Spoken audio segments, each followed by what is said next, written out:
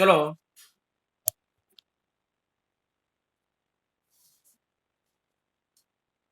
હવે આપણે શરૂ કરીએ પ્રશ્નપત્ર નંબર 5 એમસીક્યુ નંબર 38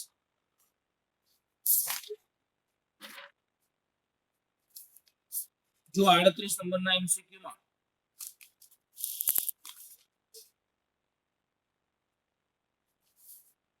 આ રીતને આપેલું છે. ફરીવાર કહી દઉં છું બધા વિદ્યાર્થીઓને, હવે દરરોજ આપણે લેક્ચર આવશે 9 થી 10. એમાં બની શકે ત્યાં સુધીમાં હું 9 વાગે લિંક મોકલી દઈશ અને તમે 9 વાગે ઓનલાઈન રહેવાનું. 5-10 મિનિટ આગળ પાછું થાય ત્યારે તો સમયને અનુકૂળતા હોય. આજે થોડો ફોન આવી ગયો તો સાહેબનો, એટલે થોડી વાર લાગી. બરાબર, ચલો 38મો વાત કરીએ તો એક સપાટી પર 100 સેકન્ડમાં 10^12 ફોટોન આપાત થાય છે. તો યાદ રાખો 100 સેકન્ડમાં 10^12 ફોટોન આપાત થાય છે. તો એક સપાટી પર 100 સેકન્ડમાં 10^12 ફોટોન આપાત થાય છે. આ ફોટોનની તરંગલંબાઈ લેમ્બડા બરાબર 10 એંગસ્ટ્રોમ એટલે કે 10 × 10⁻10 મીટર હોય.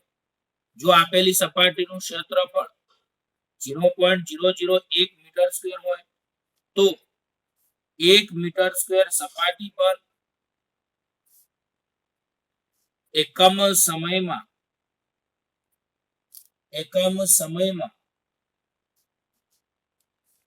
આપાત થતા ફોટોનની સંખ્યા શોધવાની છે.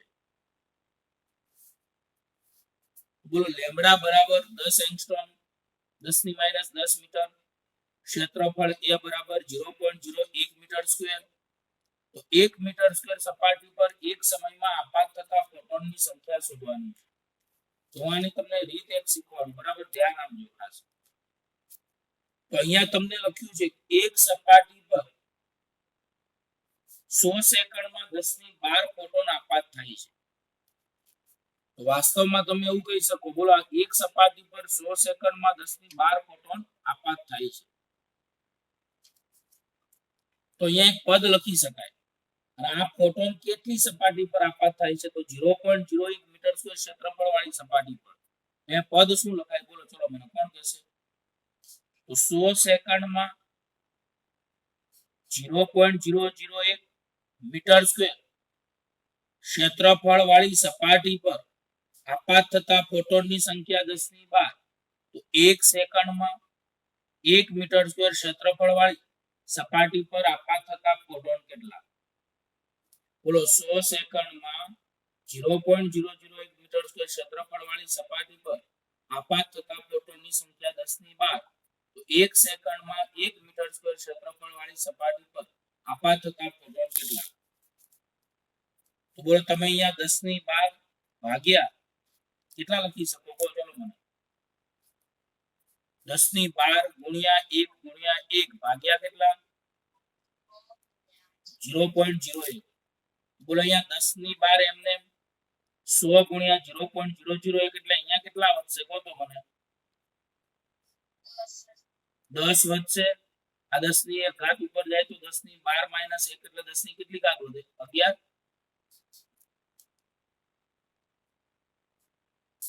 કે ના?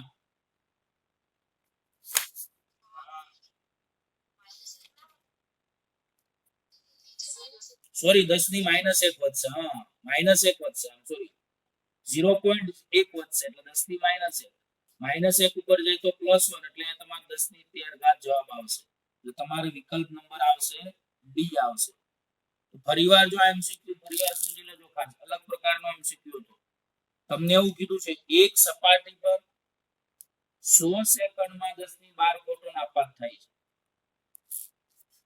અને આ લેમ્બડા તરંગલંબાઈ 10 એંગસ્ટ્રોમ એટલે 10 ગુણ્યા 10 મીટર તમે લખી શકો છો. કે આપણે આની કોઈ જરૂર પડવાની નથી. ક્ષેત્રફળ સપાટીનું 0.01 મીટર સ્ક્વેર આપેલું છે. અને આવું પૂછ્યું છે 1 મીટર સ્ક્વેર સપાટી પર એકમ સમયમાં આપાત થતા ફોટોનની સંખ્યા કેટલી? તો અહીંયા આપણે લખી શકીએ કે 100 સેકન્ડમાં આપેલી સપાટી પર એટલે કે 0.01 મીટર સ્ક્વેર ક્ષેત્રફળ વાળી સપાટી પર આપાત થતા ફોટોનની સંખ્યા 10 ની 12. તો 1 સેકન્ડમાં 1 મીટર સ્ક્વેર ક્ષેત્રફળ વાળી સપાટી પર આપાત થતા ફોટોન કેટલા? તો આપણે 1 મીટર સ્ક્વેર સપાટી પર એકમ સમયમાં આપાત થતા ફોટોનની સંખ્યા શોધવાની છે. આ રીતનું પદ તમારે અહીંયા વિચારવાનું છે. તો 100 સેકન્ડમાં 0.01 મીટર સ્ક્વેર ક્ષેત્રફળ વાળી સપાટી પર આપાત થતા ફોટોન 10 ની 12. તો 1 સેકન્ડમાં 1 મીટર સ્ક્વેર ક્ષેત્રફળ વાળી સપાટી પર આપાત થતા ફોટોન કેટલા? તો 10 ની 12 ગુણ્યા 1 ગુણ્યા 1 ભાગ્યા 100 ગુણ્યા 0.01. 10 ની 12 ભાગ્યા 10 ની -1 10 ની 13 જવાબ આવશે. ખબર પડી?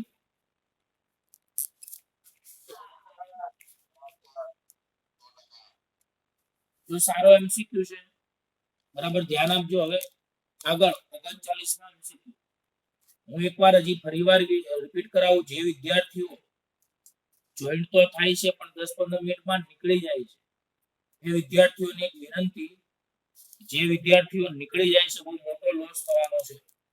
કારણ કે આ વખતે બોર્ડ વાળાને જે માર્ક હું તો કહું છું, જે જગ્યા એડમિશન માં આપશે એ ગુજકેટ અને નીટ અને જેડબલઈ ને આધારે જ આપશે. આ તમે બરાબર લખવું હોય તો લખી લેજો. 12 સાયન્સમાં બોર્ડની પરીક્ષામાં ખાલી બધાને પાસ કરી દે. પાસ એટલે ટકા વત્તા ઓછા આવશે, પણ બધાનો ટકાનો ઇસ્યુ ન થાય એટલે બોર્ડ એવો જ એક્શન લેશે કે ગુજકેટ અથવા નીટ અથવા જેડબલઈ ના આધારે જ આ વર્ષે એડમિશન અપાશે. બીએસસી માં પણ કદાચ ગુજકેટ ગણાઈ શકે છે. અને મહેરબાની કરીને ગુજકેટમાં તમારે એમસીક્યુ માં ધ્યાન કેન્દ્રિત કરવાનું છે. નીટ તો જેડબલઈ તો 2 વાર લેવાઈ ચૂકી છે એટલે એમાં કોઈ ઇસ્યુ નથી. હું ગેરંટી સાથે કહું, ઘણા કે સાહેબ આ કેન્સલ જ થશે, પણ આ નહીં થાય કેન્સલ. કારણ કે તમારી બોર્ડની પરીક્ષા એ 5-6 દિવસ ચાલવાની હોય અને ગુજકેટ તો એક જ દિવસમાં પતી જાય. એટલે એક દિવસમાં આરામથી બધી વ્યવસ્થા થઈ શકે. નીટાઈ એક દિવસમાં પતી જાય. 3 કલાકનું જોઈએ, એમાં કલાક બધા અલગ અલગ પેપર હોય. લખવામાં ધ્યાન રાખ્યા વગર જે વિદ્યાર્થીઓ પાર્ટી એન્જોય કરતા હોય હવે બંધ કરી દેજો. વિધ જોઈન્ટ જોશો તું તો પાર્ટી આપવી પડે એટલે કાલે જોઈન્ટ ના થયું તું. ઓકે, ચલો વાંધો નહીં. હવે ચલો 39માં એમસીક્યુ ધ્યાન આપજો. એક કણના સ્થાનની અનિશ્ચિતતા તેની દ બ્રોગલી તરંગલંબાઈ જેટલી છે. તો કણના સ્થાનની અનિશ્ચિતતા delta x is equal to the Broglie તરંગલંબાઈ એટલે લેમ્બડા જેટલી છે. તો કણના સ્થાનની અનિશ્ચિતતા ડેલ્ટા એક્સ બરાબર લેમ્બડા છે. તો તેના વેગમાનની અનિશ્ચિતતા શોધો. તો વેગમાનની અનિશ્ચિતતા એટલે ડેલ્ટા પી શોધવાનું છે. માયાણી માનસી જોઈન્ટ થઈશો?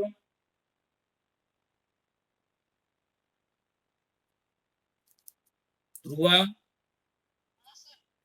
હા માનસી બોલ. આપણે હાઇઝનબર્ગના અનિશ્ચિતતાનો સિદ્ધાંત શું છે માનસી? હાઇઝનબર્ગના કેમેસ્ટ્રીમાં પણ આવી ગયો છે અનિશ્ચિતતાનો સિદ્ધાંત.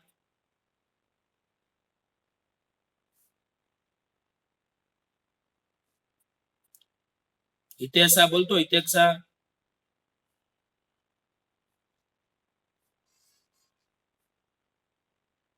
એ જવાબ આપો. હું કઈ એકલો કઈ નકરું ભણાય નહીં કરું. પૂછી સવાલ.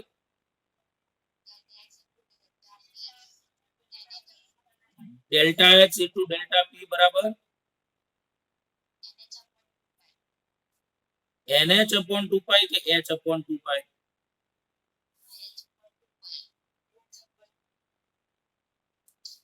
તો બોલો, કણના સ્થાનની અનિશ્ચિતતા ડેલ્ટા એક્સ આપણને લેમ્બડા આપી છે.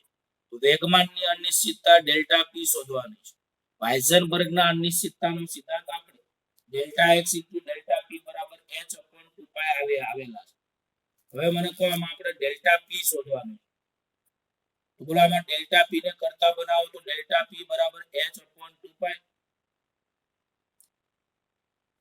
હા કે ના? ગુણ્યા કેટલા લખી શકાય બોલો? 1 upon ડેલ્ટા એક્સ.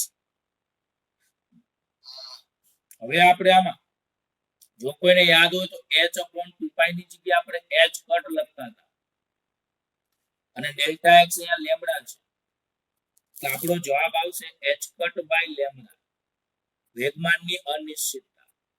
તો બોલો બધાને ખ્યાલ આવી ગયો? ફરીવાર બોલું છું, હાઇઝનબર્ગના અનિશ્ચિતતાનો સિદ્ધાંત ડેલ્ટા x ડેલ્ટા p બરાબર h/2π છે. ડેલ્ટા x ને આપણે છેદમાં લઈ જઈએ કારણ કે આપણે વેગમાનની અનિશ્ચિતતા શોધવાની છે. ડેલ્ટા p બરાબર h/2π ગુણ્યા 1 ડેલ્ટા x. હવે h/2π ની જગ્યાએ h કટ નામનો અચળાંક લેવાય છે. આ ખાસ યાદ રાખજો. h/2π ની જગ્યાએ h કટ લેવાય છે 1 ના 1 અને ડેલ્ટા x ની જગ્યાએ લેમ્બડા. તો આમાં ડેલ્ટા p ને કરતા બનાવો તો ડેલ્ટા p બરાબર h કટ બાય લેમ્બડા આવશે. બોલો ખબર પડી કે ના પડી? બરાબર.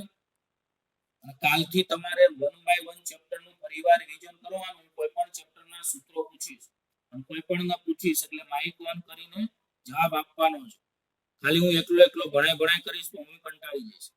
40મો MCQ સોડિયમ પરમાણુના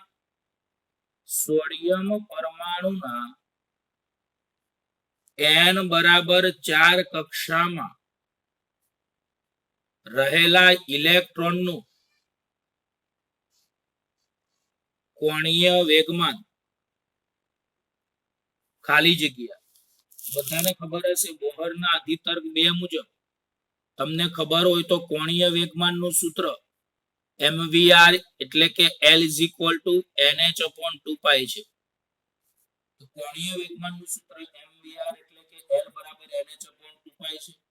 બોલો આમાં તમે લોકો n ની જગ્યાએ 4 મૂકી શકો છો તો આપણો જવાબ આવશે કોણીય વેગમાન L 4h/2π.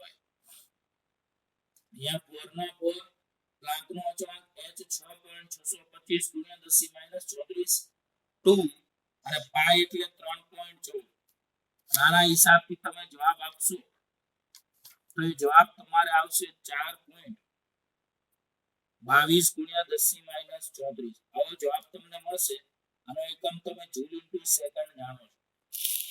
Joule into second તમે જાણો છો. 41મો MCQ પ્રથમ કક્ષા અને બીજી કક્ષામાં ઇલેક્ટ્રોનની ત્રિજ્યાઓનો ગુણોત્તર ખાલી જગ્યા છે. તો મને કહો પ્રથમ કક્ષા અને બીજી કક્ષામાંના ઇલેક્ટ્રોનની ત્રિજ્યાઓનો ગુણોત્તર પૂછ્યો છે. તો બધાને ખબર હશે. ચલો આખું ત્રિજ્યાનું સૂત્ર પ્રિયાંશુ શાહ બોલી જાય. પ્રિયાંશુ શાહ અથવા પ્રિયાંશુ પ્રજાપતિ nમી કક્ષાની ત્રિજ્યા શોધવાનું આખું મોટું સૂત્ર શું હતું?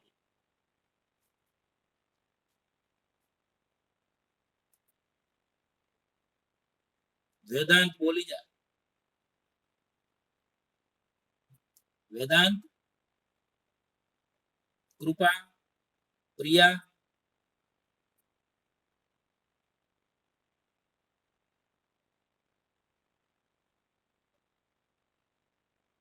અવાજ આવે છે ભાઈ બધાને?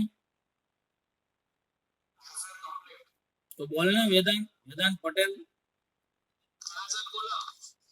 કેમ આટલી બધી વાત કરે છે? એનમી કક્ષાની ત્રિજ્યા શોધવાનું સૂત્ર આખું મોટું આપણે મોઢે કરાયું તો બોલ. rn બરાબર આખું ટેમ્પલેટ ગોતી લે ટેમ્પલેટમાં પછી બોલ.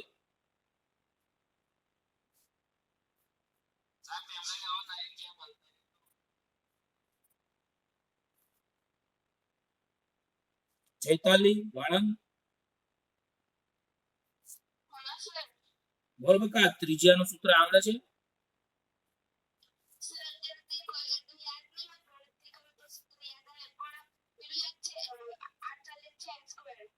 Okay n² h² epsilon 0 / z² m આના અનુસાર rn ચલે છે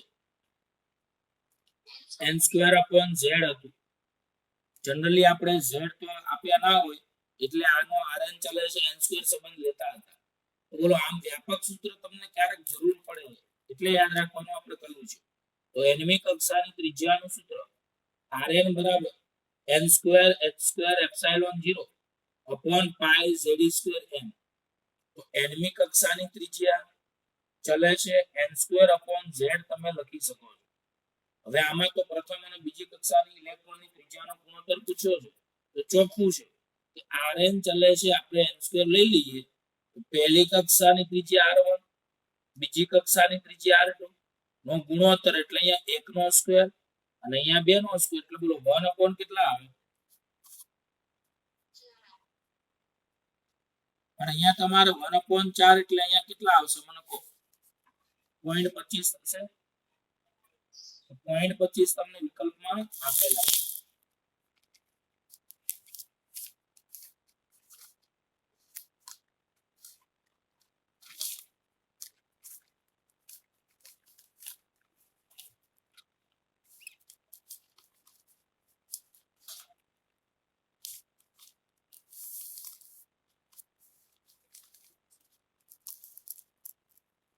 ચલો ત્યાર પછી એમસીક્યુ નંબર 42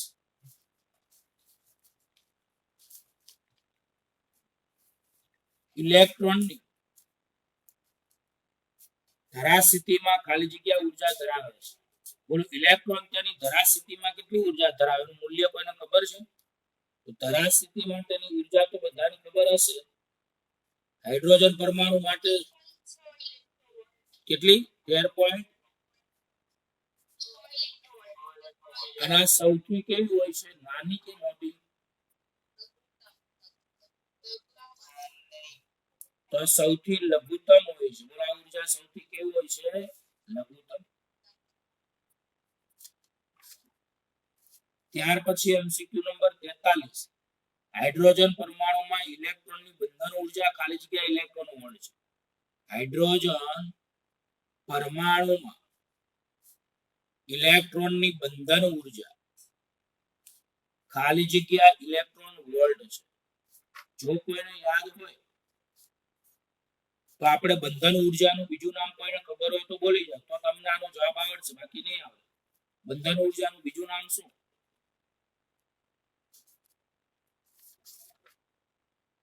બોલો ને ભાઈ બંધન ઉર્જાનું બીજું નામ શું? કુલ ઉર્જા. અને કુલ ઉર્જાનું સૂત્ર આપણે En બરાબર -13.6 upon n square electron volt તારવી હતી. તો બોલો બંધન ઉર્જા આપણે En -13.6 upon n સ્ક્વેર લઈ શકીએ. બંધન ઉર્જા હંમેશા માઇનસ જ હોય. આ ખાસ તમારે યાદ રાખવાનું. પ્લસ ના આવે કારણ કે વિકલ્પમાં તમારે પ્લસ આપેલો છે વિકલ્પ. તો બોલો હાઇડ્રોજન પરમાણુમાં ઇલેક્ટ્રોનની બંધન ઉર્જા ખાલી જગ્યા ઇલેક્ટ્રોન વોલ્ટ હોય છે. બંધન ઉર્જા En -13.6 upon n square electron volt હોય છે. 44મો એમસીક્યુ 36 ક્રિપ્ટોન 86 અને 37 રૂબિડિયમ 87 એકબીજાના ખાલી જગ્યા છે. તો મને કહો આમાં તમે લોકો પરમાણુ ક્રમાંક Z જુદા જુદા છે, પરમાણુ દળાંક એ પણ જુદા જુદા છે. પણ બોલો ન્યુટ્રોનની સંખ્યા n a - z સૂત્ર અનુસાર પહેલામાં 86 - 36 કેટલા વધે 50. બીજામાં તમારે લોકોએ 87 - 37 એટલે 50 વધે. બોલો બંનેમાં ન્યુટ્રોનની સંખ્યા સમાન છે, પરમાણુ ક્રમાંક અને પરમાણુ દળાંક જુદા જુદા છે. ન્યુટ્રોનની સંખ્યા સરખી હોય તો એને એકબીજાના શું કહેવાય આઇસોટોન. હવે મને આઈસો 12 માં શું આવે ભાઈ? આઈસો 12 માં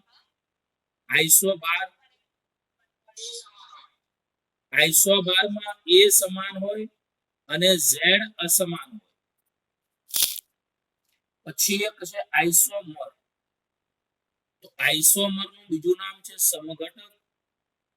આઈસો 12 નું બીજું નામ હતું સમદળીય. પ્લીઝ ધ્યાન દેજો ભાઈ. સમઘટકમાં z અને a સમાન હોય પરંતુ રાસાયણિક ગુણધર્મો જુદા જુદા હોય છે. ચૈતાલી તું દરરોજ લેક્ચરમાં જોઈન નથી થતી, આજ પહેલી વાર જોઈન થઈશું ચૈતાલી?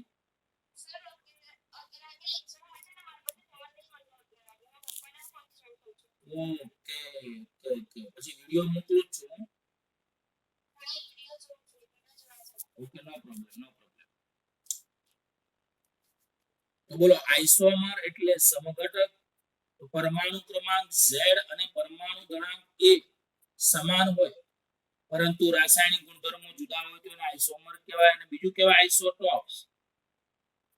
આઇસોટોપ્સ નું નામ હતું સમસ્થાનિકો. બોલો, સમસ્થાનિકો બધાને આવડતા હશે. Z સમાન હોય અને A કેવા હોય? અસમાન. બોલો, આને એકબીજાના આઇસોટોપ્સ કહેવાય. અને આવા તત્વો એક જ સ્થાને હોય છે આવા કોષ્ટકમાં. બોલો, મેં તમને એક MCQ આવ્યો પણ એના આગળ બધી માહિતી આપી દીધી. ફરીવાર મને તો આઇસોટોનમાં શું હોય? તો આઇસોટોનમાં પરમાણુ ક્રમાંક Z સમાન હોય, પરમાણુ ગણાંક Z અસમાન હોય, પરમાણુ ગણાંક A અસમાન હોય, પરંતુ ન્યુટ્રોનની સંખ્યા, તો ન્યુટ્રોનની સંખ્યા છે n બરાબર A - Z સમાન હોય છે. ત્યાર પછી આપણે વાત કરીએ તો આઇસોબાર એટલે કે સમદળીય. તો આઇસોબાર એટલે કે સમદળીયમાં પરમાણુ ક્રમાંક A સમાન હોય, પરમાણુ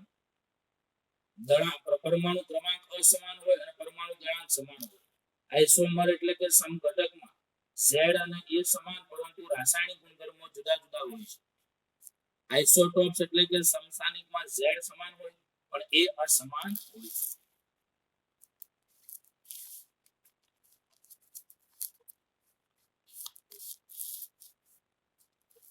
આજે હું તમને લોકોને નવી એક PDF ચેપ્ટર નંબર 1 ની ગુજકેટની મોકલીશ. એમાંથી જેટલા MCQ આવડે એટલા તમારે સોલ્વ કરવાના છે. આપણે જ્યારે આ પેપર સેટ પતશે ત્યારે આપણે આ ગુજકેટના MCQ સોલ્વ એક્સ્ટ્રા વધારાના કરાવીશું. આમાંથી તમને જે આવડે એ જ સોલ્વ કરવાના છે. હું તમને સોલ્વ કરાવીશ, એના વિડીયો બનાવીશ, એ પ્રમાણે તમારે પછી બીજા MCQ કરવાના. બરાબર? આજે હું ચેપ્ટર 1 ની દર 2 દિવસે એક PDF હું તમને મોકલીશ. કાલે મોકલવાની ભૂલાઈ ગઈ હતી પણ આજે મોકલીશું. 45મો MCQ, ડ્યુટેરોન ન્યુક્લિયસની બંધન ઉર્જા. યાદ રાખજો, ડ્યુટેરોન ન્યુક્લિયસની બંધન ઉર્જાને EB વડે દર્શાવાય છે. 2.24 મેગા ઇલેક્ટ્રોન વોલ્ટ. તો તેની ન્યુક્લિયોન દીઠ બંધન ઉર્જા જેની સંજ્ઞા EBN છે, જે તમારે શોધવાની છે. મેં આવું શીખવાડ્યું હતું કે ન્યુક્લિયોન દીઠ બંધન ઉર્જા EBN બરાબર EB/A. EB એટલે ન્યુક્લિયસની બંધન ઉર્જા, EB એટલે ન્યુક્લિયસની બંધન ઉર્જા અને A એટલે પરમાણુ ગણાંક. તો ડ્યુટેરોન ન્યુક્લિયસની બંધન ઉર્જા આપણને EB 2.24 મેગા ઇલેક્ટ્રોન વોલ્ટ આપી છે. તો તેની ન્યુક્લિયોન દીઠ બંધન ઉર્જા આપણને પૂછી છે. તો ન્યુક્લિયોન દીઠ બંધન ઉર્જા EBN બરાબર ન્યુક્લિયસની બંધન ઉર્જા EB ભાગ્યા પરમાણુ ગણાંક A. તો આના આધારે તમારે EBN શોધવાના છે. તો EB આપણી પાસે 2.24 મેગા ઇલેક્ટ્રોન વોલ્ટ. હવે કોઈને ખબર છે કે ડ્યુટેરોન એટલે 1H2 થાય? બોલો, ડ્યુટેરોન એટલે કેટલા થાય? ટ્રિટિયમ એટલે 1H3. ખબર છે ટ્રિટિયમ? બોલો, આપણે તો ડ્યુટેરોન ની વાત કરીએ એટલે 1H2 થશે. તો આ બેને શું કહી શકાય? A કહી શકાય. અને 2 વડે ભાગો તો 1.12 મેગા ઇલેક્ટ્રોન વોલ્ટ આવશે. ન્યુક્લિયસની બંધન ઉર્જા 2.24 મેગા ઇલેક્ટ્રોન વોલ્ટ, પરમાણુ ગણાંક 2 એટલે 1.12 મેગા ઇલેક્ટ્રોન વોલ્ટ. આપણો જવાબ આવશે. ભાઈ સોની, વૈભવ, રોનક જોઈન થયા છો કે નથી ત્યાં? મહેશ, દીપ,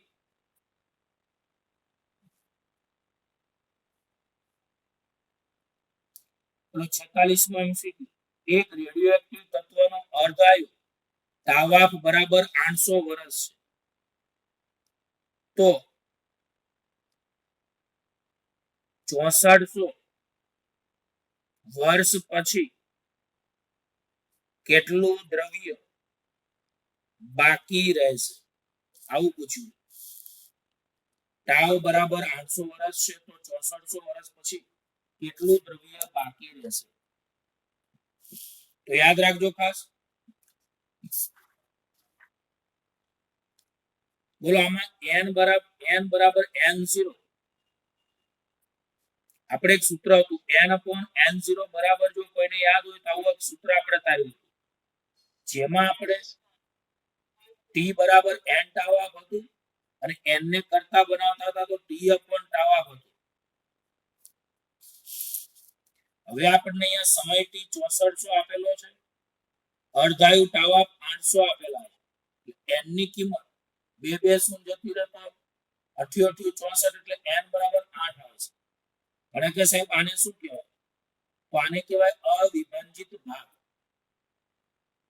કે પ્રારંભમાં અવિભાજિત પરમાણુઓની સંખ્યા એટલે કે ઉત્સર્જવાના ન્યુક્લિયસોની સંખ્યા n0 હતી પછી n છે તો તમારે પૂછ્યું છે 6400 વર્ષ પછી કેટલું દ્રવ્ય બાકી રહેશે 6400 વર્ષ પછી કેટલું દ્રવ્ય બાકી રહેશે એનો મતલબ જ થાય n/n0 અવિભાજિત ભાગ આમાં સીધે સીધું કીધું નથી અવિભાજિત ભાગ શોધો પણ અવિભાજિત ભાગ n/n0 બરાબર 1/2 ની n ઘાત n અહીંયા 8 આપેલા છે 1 ની 8 ઘાત 1 અને 2 ની 8 ઘાત 256 આવશે તો આપણો જવાબ 1/256 આવશે તો ફરીવાર અર્ધ આયુ ટાવ આપ 800 વર્ષ છે તો 6400 વર્ષ પછી કેટલું દ્રવ્ય બાકી રહેશે તો એને કહેવાય અવિભાજિત ભાગ n/n0 અને 1/2 ની n ઘાત આવું સૂત્ર થિયરીમાં શીખવાડ્યું સમય t બરાબર n ટાવ આપને ખબર છે તો n બરાબર t/ટાવ આપ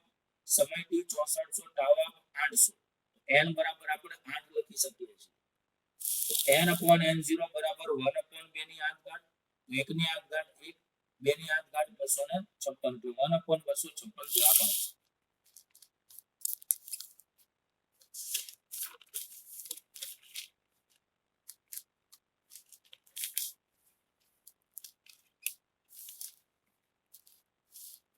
ચલો હવે આપણે એમસીક્યુ નંબર 47 ની વાત કરીએ અર્ધવાહકો ખાલી જગ્યા તાપમાન અર્ધવાહકો ખાલી જગ્યા તાપમાન સંપૂર્ણ અવાહક તરીકે વર્તે છે બધાને ખબર છે અર્ધવાહકો કયા તાપમાને સંપૂર્ણ અવાહક તરીકે વર્તે છે તો તમે આમાં બે જવાબ લખી શકો છો 0 કેલ્વિન પણ આવે એ વિકલ્પ આપ્યો છે અને બી માં આપ્યું છે નિરપેક્ષ તો બંનેનો મતલબ એક થાય એટલે તમારા જવાબમાં એ અને બી બંને એવો જવાબ આવશે 48 માં શીખ્યું આપેલ પરિપથમાં વિદ્યુત પ્રવાહ ખાલી જગ્યા તમને પરિપથ આપેલો છે આવી રીતનું અહીંયા -2 વોલ્ટ અહીંયા -4 વોલ્ટ અને અહીંયા 50 ઓહમ તમને આપેલા છે મને કે આ બાજુનું વિદ્યુત સ્થિતિમાન V1 બરાબર -4 વોલ્ટ તો આ બાજુનું વિદ્યુત સ્થિતિમાન -2 વોલ્ટ અને અવરોધ 50 છે તો મને તો પેલા તો વિદ્યુત સ્થિતિમાનનો તફાવત બરાબર અંતિમ માઈનસ પ્રારંભિક -2 -4 -2 +4 એટલે 2 વોલ્ટ વધશે તો V બરાબર 2 વોલ્ટ આવ્યા તો આ બાજુ -4 વોલ્ટ છે અને આપણે V1 કહીએ આ બાજુ -2 વોલ્ટ છે આપણે V2 કહીએ વિદ્યુત સ્થિતિમાનનો તફાવત V બરાબર V2 - V1 એટલે -2 -4 માઇનસ માઇનસ પ્લસ તો આના આધારે -2 + 4 એટલે 2 વોલ્ટ આવશે હવે આપણે પ્રવાહ શોધવાનો છે તો ઓહમના નિયમ અનુસાર I બરાબર V/R V2 છે ના 50 ઉપર નીચે તમે 2 વડે ગુણી નાખો તો અહીંયા આવશે 4 બોલો અહીંયા કેટલા આવશે તો 2/50 છે તો તમારે અહીંયા 4/100 આવશે તો આના આધારે તમારે પ્રવાહ આવશે 1 મિનિટ આઈ એમ સોરી આપણે અહીંયા ફોરવર્ડ રિવર્સ કહેવાનું ભૂલાઈ ગયું. ચલો મને કહો આમાં આ ગણતરી એટલા માટે નહીં આવે કે અહીંયા તમારે જો અહીંયા આ પી છેડો છે અને આ એન છેડો છે. ચલો મેં અહીંયા બોલો પી સાથે કયું જોડાણ છે?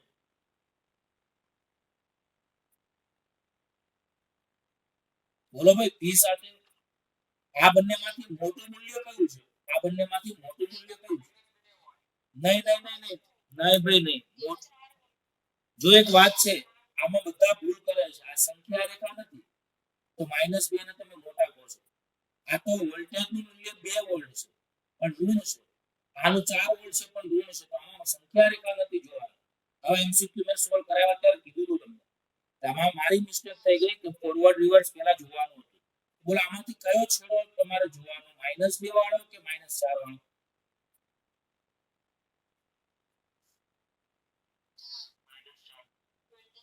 તો આ નાનો છેડો છે એ ગણાશે નહીં. હવે મને કહો આપણે આ તીર વાળો ભાગ હોય એને પી છેડો કહેવાય અને આ જે ભાગ છે એને એન છેડો કહેવાય. પી સાથે માઈનસ છે તો બોલો પી સાથે માઈનસ નો કયો જોડાણ? અને રિવર્સ બાયસ નો પ્રવાહ શૂન્ય લેવાય છે. એટલે આમાં કોઈ ગણતરી આવશે નહીં. અમારે બાય ચાન્સ મિસ્ટેક થઈ ગઈ, ફોરવર્ડ રિવર્સ મેં ના જોયું. જ્યારે આવી રીતનો પરિપથ આવે ત્યારે તમારે ફોરવર્ડ રિવર્સ જોવાનું. ફોરવર્ડ માટે બધાને ખબર હશે કે પી છેડા સાથે પ્લસ હોય કાં તો એન છેડા સાથે માઈનસ હોય તો એ ફોરવર્ડ બાયસ જોડાણ. અને રિવર્સ બાયસ જોડાણમાં કેવું આવે? પી સાથે માઈનસ અને એન સાથે પ્લસ હોય તો એ રિવર્સ હોય. પણ ફોરવર્ડમાં પ્રવાહ વહે પણ રિવર્સમાં પ્રવાહ ના હોય તો રિવર્સનો પ્રવાહ શૂન્ય આવે. તો જરા આ ખબર પડી બધાને ભાઈ? 49 માં એમસીક્યુ બુલિયન સમીકરણ y બરાબર નોટ a and b થી રજૂ કરી શકાતા ગેટનું નામ ખાલી જગ્યા છે. y બરાબર નોટ a and b થી રજૂ કરી શકાતા ગેટનું નામ કયું છે? બધાને ખબર પડે એન્ડ છે અને આ નોટ છે. બોલા કયા ગેટનું નામ છે? NAND gate. અને લાસ્ટ 50 માં એમસીક્યુ ઓરડાના તાપમાને એને તમે રૂમ ટેમ્પરેચર પણ કહી શકો છો. ઓરડાના તાપમાને અંતર્ગત અર્ધવાહકમાં મુક્ત ઇલેક્ટ્રોન અને હોલની સંખ્યા ઘનતા અનુક્રમે Ne અને NH હોય. બધાને ખબર હશે કે અંતર્ગતનું નામ થાય શુદ્ધ અર્ધવાહક એટલે કે સિલિકોન અથવા જર્મેનિયમ. તો એમાં Ne બરાબર NH હોય છે, જેને તમે ઇન્ટ્રિન્સિક વિદ્યુતભાર વાહકો Ni પણ કહેતા હતા.